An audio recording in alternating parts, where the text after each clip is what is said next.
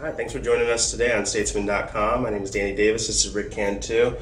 Rick, the opening weekend of the 2014 football season, that's behind us, but let's look back and talk a little bit about it. We always do game balls in this video, so why don't you give out your first game ball of the season? My first game ball is going to go to a game where I was actually there, the Vandegrift Elgin game. Travis Brannon, the running back from Vandegrift, all he did was run for 238 yards and 2 touchdowns.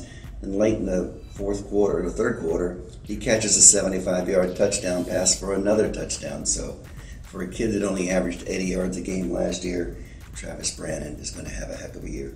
I think you might deserve a game ball for that game. What was 90 points in that game? There was 98 points. Let's just say deadline was here, the game ended here, and the rest is not very good history.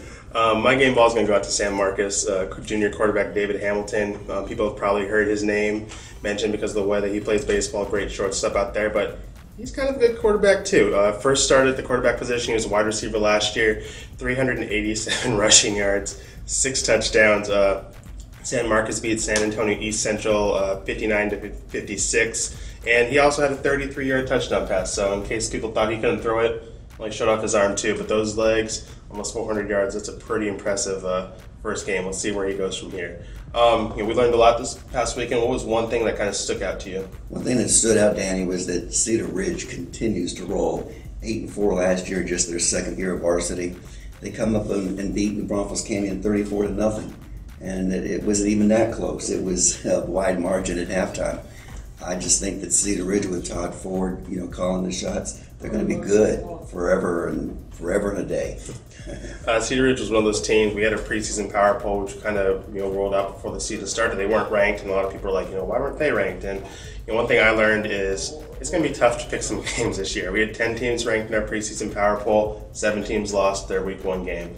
Some of the games are kind of expected. Cedar Park had a tough opponent, like Chaps had a tough opponent, but McCallum's loss to Anderson was a little surprising. Maynard, I didn't see that loss coming. So I guess there's some parity in this area this year, and it's going to be fun because it's wide open, and I think our poll that's in every Tuesday's paper, it's going to be changing quite often throughout the season.